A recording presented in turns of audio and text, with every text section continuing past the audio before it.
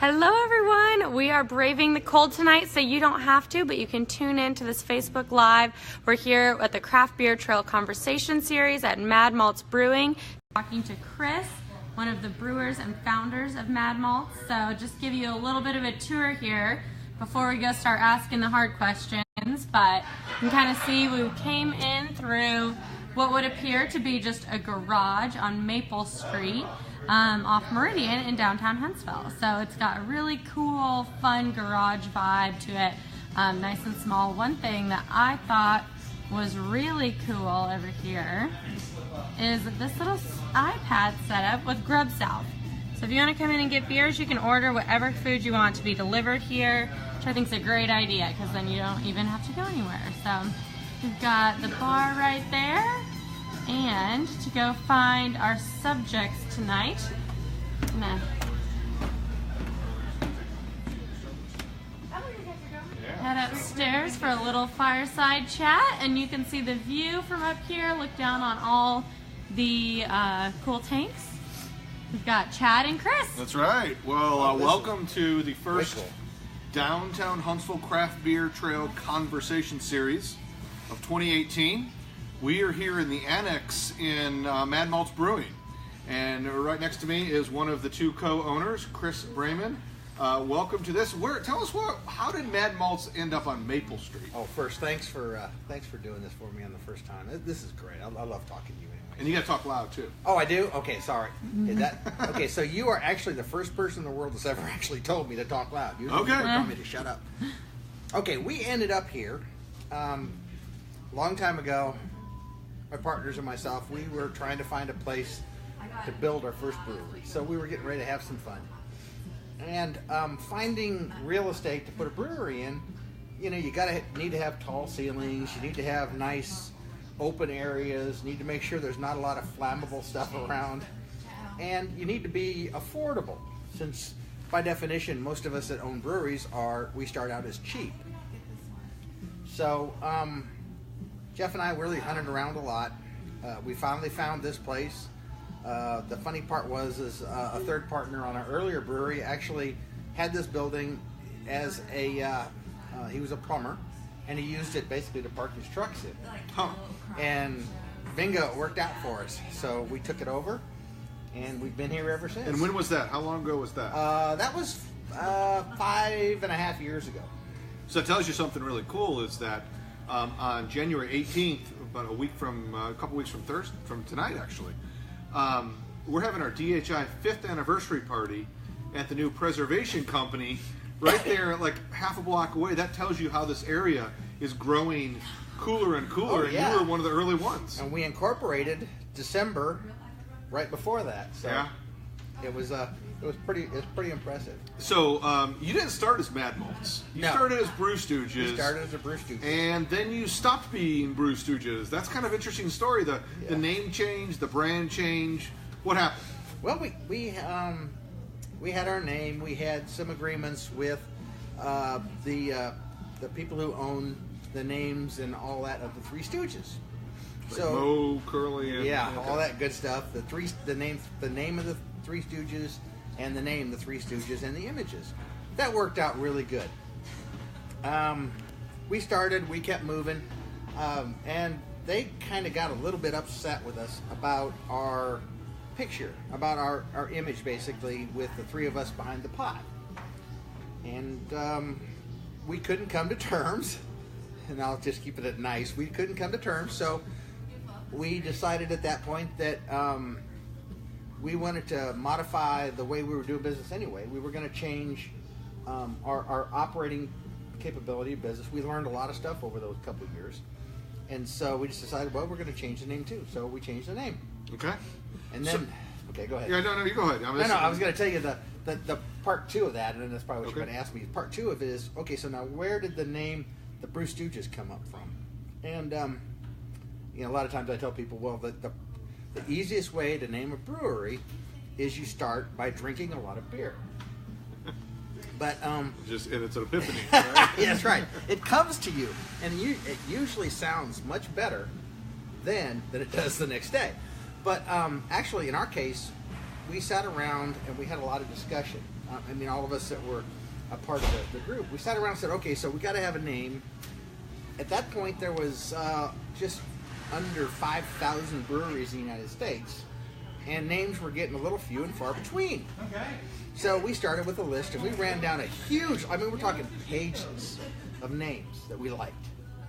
And then I get the dubious fun of being the guy who probably has the least amount of capability, looking at the computer, doing the searches on the names. It's like, oh, I love this name. Nope, too bad. Oh, I love this name. Nope, too bad. So we got down through it. And one day, the third time we met and talked about it with a bunch of us, I said, well, you know, Mad Malts, come up with the Mad Malts thing. And Mad Malts just really kind of does it for us because it was the only name left. No, actually, no. We actually had 4 or 5 more. We were getting close, but never quite there. It was for the 4th left. Actually, surprisingly enough, the Mad Malts thing really resonated with Jeff and myself because it kind of matched the way we do business. I mean, my whole career when I was home brewing, most of the comments were, Brayman, what style? I don't brew to style. I brew to my taste. Now Jeff, thank God, brews to style. So that way at least, we have beers that actually meet certain styles. Okay. And then he makes me do it occasionally too. So Mad Malts, I think of Mad Malts, I think of like mad scientist brewers and all that, and you come up with some really interesting combinations. You have like a raspberry blonde, right? That seems to be one kind of your gateway beers. Uh-huh. A little higher in the ABV, but still pretty popular. Tell us how you came up with some of these unique combinations. Blood Orange IPA. I mean, it just seems very unique. Is that just like in the middle of the night you wake up and said this happens, or is it like a process? Or tell us. Well, for me, Jeff and I are completely different people. He's a very regimented engineer. And he's got a wild side. Just get a beer in him. He's got a really good wild side. I like him. And me, I'm kind of the wild man. Get me a beer and I'll calm down a little bit. But we're both engineers. We're both, I just retired from NASA. We're both NASA engineers. And so we have our definite ways to do business. For instance, like the porter. I've been brewing beer for somewhere between 15 and 20 years now. Jeff has been brewing beer for about, I think, 7 or 8.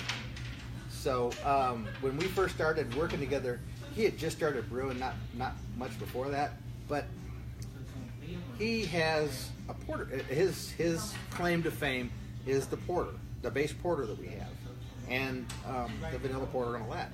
That is the most spot on, robust porter I've ever had. I don't usually like porters, and I liked his porter. This is before we really got into the business of it. And I came in with the Raspberry Blonde. It was, it's had a couple different names. I won't name the first couple of them. Because of like federal laws, or no, that was the third. That was the third name. The third name has federal law problems. But it's gone through a couple different names and a couple different fun things. But that one, that's one of my favorite beers. A lot of people go, "Ooh, it's a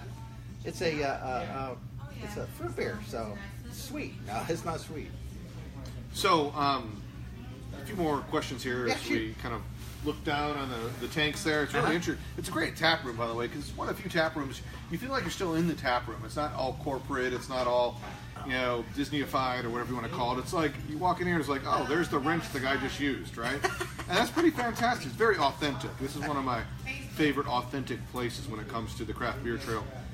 Couple questions. So what's your favorite beer to brew? Not to necessarily drink, but to brew. Like, whether it be challenging or whatever. And what's the beer style? Because, again, you're brewing to flavor, but the style that you haven't brewed yet, you're like, man, I want to brew one of those. A quad or something that you don't have Belgians here typically, right? Right. So tell us about your favorite to brew and then the one you really want to brew. Okay, my favorite to brew, and this is the beer I complain the most about because it's such a pain to brew sometimes, is our double rye. I complain about it. back in the old days, every time during the rotation on who was head brewer, Jeff and I rotated on head brewer. Every time I come up on my rotation, I would do the double rye. The double rye is like mixing concrete. And it sets up like concrete in the mash tun. But, so you really have to be diligent. Strong forearms. Yeah, very strong forearms, stirring that up. So that's always my really most fun because, excuse me, when you're all said and done, it's like I had a day and a half and I got beer brewed because our brew days start at 6 a.m. and they go until we're done. So the double rye, that's the most challenging. What's the style? I noticed is it you purposely not do Belgians? No. Or I love Belgians. We just haven't quite got to the. Jeff and I have so many different things we want to do. We just haven't quite got to the Belgian. First, I want to let some of the Belgian Fjord, tap out and finish out. Everybody's got a Belgian out there. That's triple great. Or quad. That's fabulous. I can brew those too. When it settles down, then we'll hit the Belgian side. And I'll show you my German side of meat. And you have a sour too. How do you balance that sour with not making sure you don't contaminate the other lines? Do you put it on a separate system? Oh yeah, I do that. I mean, basically the sours are stored directly underneath us, which is at this corner, and then right behind us, you see, is all the rest of the stuff. Okay, so I try to keep everything. The lines. Yeah. Okay. Yeah, I don't want to end up with my because I don't want to clean the tank. That's a pain. Yeah. I mean, I got to clean them anyway, but I don't want to clean it after I have a sour in there. Yeah. Did that once, never again. Well, let's finish up with this. You're about to, as Brew Stooges, you had some distribution across the state. Yes. A good buddy of mine, Sam Wooten, operates Tipping Point in Montgomery, a really fascinating craft beer bar. If you're in Montgomery, go check out Tipping Point at the town of Hampstead in Montgomery. You were there for a while. I remember seeing, before I even moved here, the Brew Stooges tap handle and all that. And you kind of retracted a little bit. But now, I guess you retired. Congratulations. Yeah, thanks. And now you're going to kind of expand again. So tell us about your expansion plans in Alabama and anywhere else. Okay, that's great. Yeah, we're trying to expand. I've now got the time to actually go in and just to be sure, everybody knows, I work for Cheryl when it comes to sales. She's our sales manager. And I don't want her. There's Cheryl. And I don't want her to get mad. But the important thing I'm trying to do now is that my next step over this next 30 days is I'm going down to the Montgomery, Auburn area, and I've got a distributor lined up down there. We're going to go down there and we're going to open up and saturate that area. Right after that, probably February, I'm going to start into Birmingham. And the important thing is I need to double our footprint so that I can start canning.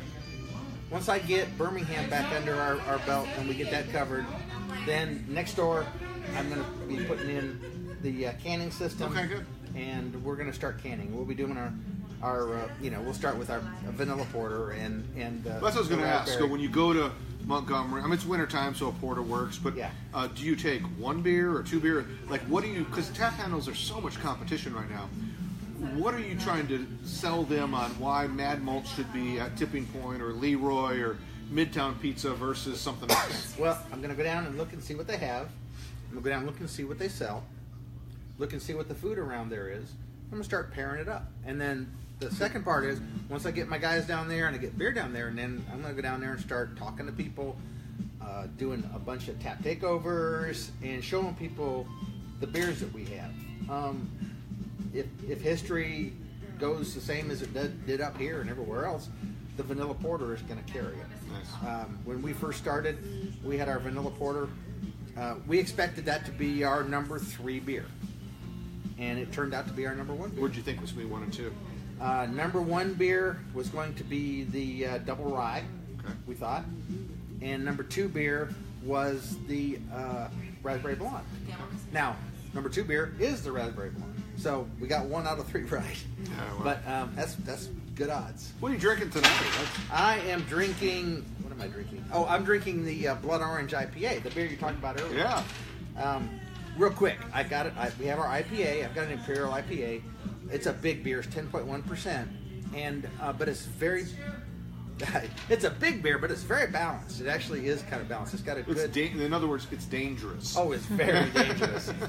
And I thought, well, you know, it's like dynamite, and it's like old dynamite, so it's a little unstable. It tastes fabulous. It drinks good. So let's put some fire next to it. So I was looking to see what goes really good with malty and bitter. And first thing to mind was blood orange, because blood orange is a very in-your-face citrus. Yeah. It's not grapefruit. I like it as good as anybody. I like a good grapefruit IPA, but it's so overplayed. I wanted something that had some flavor to it, that felt good, and was good for you. It's got a lot of vitamin C. Well, that's why you drink the blood orange IPAs, to keep your immune system good. And since we don't filter, we have a lot of B complex in here too. So, I mean, this baby here, just drinking my beer saves you like $30 or $40 a month. You know, the FDA is like coming at us. Forget your trademarks. Now the Food and Drug Administration is going to shut you down. Let's stop you there. Well, yeah. So, listen. If you haven't been to Mad Malts before, you can just tell. I mean, just the personality of Chris and Jeff Peck's not here, but great guy, and Cheryl and the whole team. It's a really authentic place, and we love visiting with them. Coming up here, Wednesdays are really popular. Don't you do a jazz Wednesday time? We got a jazz jam. If you play jazz, you can come jam with the group that plays. They're more than open for it. They love it. It's one of the most popular stops on the Bikes and Brews. I know Ben Payman, those guys love coming by here. Great customer service, interesting beers. So really, come on out. Now you kind of know the story behind Mad Malts, previously the artist formerly known as Brew Stooges. There you go.